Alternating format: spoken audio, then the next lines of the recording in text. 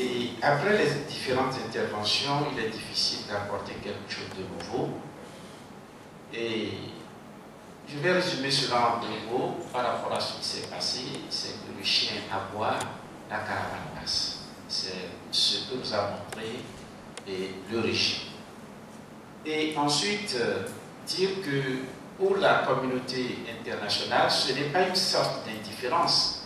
C'est comme si la communauté internationale était venue déstabiliser l'opposition pour que le régime puisse s'asseoir. C'est encore plus grave qu'une simple indifférence. Ce qui signifie en définitive que, tirer les conséquences, nous ne pouvons compter que sur nous-mêmes. On le savait déjà, mais c'est encore une preuve supplémentaire. Et le fait que, quand bien même les citoyens n'étaient pas sortis, le gouvernement fait comme si les élections se sont passées dans de bonnes conditions, montre aussi que notre mode de résistance ne doit pas être une sorte de passivité pour dire, bon, on laisse tomber, on laisse faire. Trouver d'autres moyens qui puissent nous permettre de résister pour amener le régime à la raison. Et avant le 20 décembre, il y avait des doutes déjà sérieux sur l'existence encore d'un cadre démocratique autonome. Et après le 20 septembre, le décembre plutôt, c'est encore plus grave.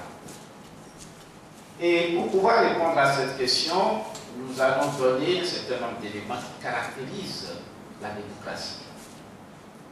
Et habituellement dit, c'est le gouvernement du peuple, par le peuple et pour le peuple.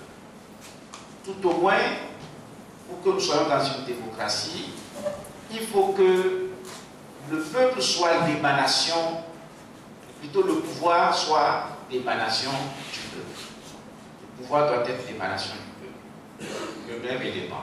Deuxième élément, il faudrait aussi qu'il y ait une séparation des pouvoirs. Mais si nous prenons le premier point, le pouvoir qui est l'émanation du peuple, avec certitude aujourd'hui, cette Assemblée nationale qui est là n'est pas l'émanation du peuple. Et il y a des éléments concrets qui permettent aussi de l'attester. Quand vous regardez la composition même de cette Assemblée nationale, et comme les gens lui ont le dit, ce sont des nominations. Les gens sont aujourd'hui députés des régions dans lesquelles peut-être ils n'ont fait que des apparitions assez rares. Ils n'ont aucun lien avec le peuple ou la population qui les a élus. Cela voudrait dire que ce sont des députés en réalité imaginaires. Ce n'est pas l'émanation du peuple. De ce point de vue déjà, ce pouvoir législatif, en réalité, ne répond pas aux normes. Et lorsque vous regardez le fait qu'il y a une grande partie, large partie également de la population qui n'est pas prise par ces élections, même si on dit qu'il y a une sorte de légalité, le problème de la légitimité demeure. Et cette légitimité est aussi fondamentale, de sorte que cette assemblée n'est pas légitime. Il faut que le pouvoir puisse arrêter le pouvoir pour qu'on ait une démocratie. Comment ce pouvoir législatif que nous connaissons, dans quelles conditions il a été élu, comment ce pouvoir peut-il arrêter le pouvoir législatif? Ce n'est pas possible. De sorte qu'il y a déjà de réelles difficultés. Mais lorsqu'on sort de ces deux pouvoirs législatifs et exécutifs qui déjà posent des problèmes profonds, on aurait pu compter sur le pouvoir judiciaire.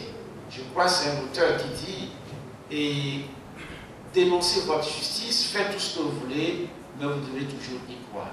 Parce que lorsqu'on ne croit plus à la justice, c'est que tout est foutu. Et ensuite, vous savez, si tout dans un pays s'écroule et que le pouvoir judiciaire tient debout, en peu de temps, vous allez restaurer les situations.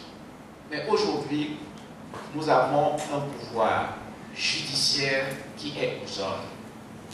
Il ne s'agit pas de jeter l'anathème sur tous les magistrats, Mais je crois que l'organisation est telle que, pour faire de ça boulot, on sait à qui les confier pour obtenir les résultats qu'on veut. De sorte qu'aujourd'hui, on peut faire de tous les citoyens ce qu'on veut et activement. En définitive, il est difficile de dire encore aujourd'hui que nous sommes dans un système démocratique, ce qui ne fait que confirmer ce que nous avons, que nous connaissions. Parce que le système démocratique voudrait aussi un état de droit qui implique que les gouvernants eux-mêmes soient soumis à la loi. Mais depuis très longtemps, nous le savons dans notre pays, les gouvernants ne sont pas soumis à la loi. Et je ne le dis pas pour le dire, je prends deux exemples qui me tiennent beaucoup à cœur, sur lesquels je reviens régulièrement. Le chef de l'État, les ministres n'ont jamais déclaré leurs biens. Et pourtant, la Constitution l'exige. Cela voudrait dire qu'eux, ils sont au-dessus de la loi. Ce n'est pas tout. Regardez parfois lors des manifestations où on ramasse des motos ou les biens, en quelque sorte, des citoyens. Le droit de propriété est un droit constitutionnel, fondamental. Mais si d'autres citoyens, en dehors des procédures judiciaires, peuvent venir ramasser vos biens, les confisquer pendant plusieurs mois, cela voudrait dire qu'un des droits fondamentaux à respecter, on va pour cela. Et de quel droit pourront encore nous prévaloir si les droits fondamentaux eux-mêmes ne sont pas respectés? Et face à ce système totalement fermé, et ça peut paraître bizarre, mais moi je préconise d'abord un pont, forcément un pont, qui peut paraître bizarre. Le pont, en quoi pourrait consister ce pont? C'est d'identifier peut-être au sein de ce système ceux qui sont en mesure d'influencer quoi que ce soit, et que des personnalités, je ne parle pas politique, qui ont une certaine autorité morale dans ce pays, puissent discuter avec eux. Parce que vous savez, même en discuter avec eux, c'est pas forcément le gouvernement en tant qu'institution, mais des personnalités, des personnes qui sont en mesure d'avoir des influences sur ce système, d'abord de discuter avec eux, ou ceux qui ont des parcelles de pouvoir. Et quelle serait la finalité de ces discussions? C'est pour revenir à la réponse donnée tout à l'heure par le révérend Père, pour les convaincre de la nécessité que nous puissions agir sur les valeurs, sur la base des valeurs. Parce qu'aujourd'hui, il y a une sorte de conception comme si c'était une lutte entre l'opposition et le régime, une lutte pour le pouvoir. Si nous nous inscrivons dans cette logique de lutte pour le pouvoir, que les uns puissent gagner les autres, c'est qu'en réalité, nous n'avons pas compris l'enjeu. On n'a pas compris l'enjeu. Et aujourd'hui, quand on fait même la comparaison par rapport à nos pays voisins, est-ce que sérieusement, il est de l'intérêt de ces pays voisins que le Togo se développe suffisamment au point peut-être d'éclipser de leur développement? Je n'y crois pas. On peut dire même que ce n'est pas de leur intérêt qu'on arrive à cette situation. Cela voudrait donc dire que nous, entre nous ici, Togolais, nous devons savoir que ces valeurs nécessaires à notre développement n'est pas une question partisane. C'est une question même de l'avenir de notre pays.